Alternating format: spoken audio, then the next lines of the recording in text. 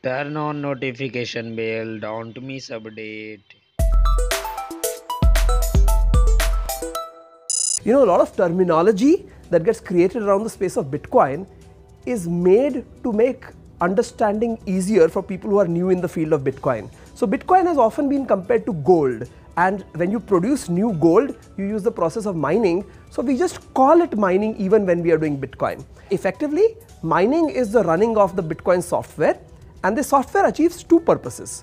One, it creates new Bitcoin, which is, in its most intrinsic form what mining is all about. And the second thing is it authenticates transactions. And this authentication of transaction is something that you want to understand a little better. Suppose in a conventional banking system, I were to electronically transfer money from my bank account to your bank account, and we have different banks. How would this happen? I would give an instruction, probably on my laptop, to my bank saying remove a certain amount of money and transfer it to you.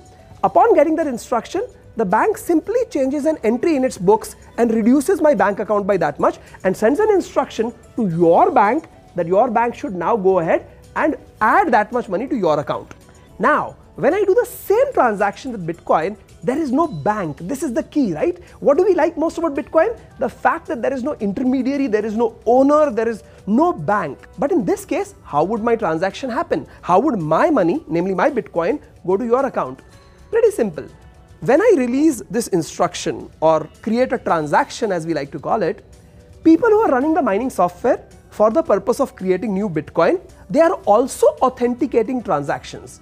This probably is the most elegant part of the entire space about Bitcoin, that the entire world, democratically you, me, anybody who chooses to run the Bitcoin mining software is effectively authenticating and making sure that the transactions work right. So not just are we not using banks, we are becoming banks. I would go so far as to say that we are becoming the central banker itself. This is what Bitcoin mining is about. Now, since Bitcoin mining leads to new Bitcoins as well as a little bit of a fee that comes to you, the miner, because you are authenticating the transaction, the question is, hey, Bitcoin is so valuable. Would I become rich by mining? There are two fundamental variables will decide whether mining will be valuable. First and foremost, the price of Bitcoin. So as I create new Bitcoin, going forward, what is the price of Bitcoin going to be tomorrow? We can't predict that. If the Bitcoin price is robust, or better yet, it keeps increasing at a galloping pace as it has done at various points in its history, then mining can be very profitable. And the second important variable is the price of electricity you pay to run your Bitcoin mining hardware.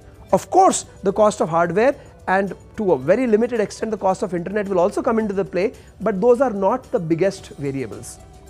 I think that you cannot make the decision of whether to mine or not based on the little information I've given you. We will keep talking to you about more and more information related to Bitcoin, mining, etc.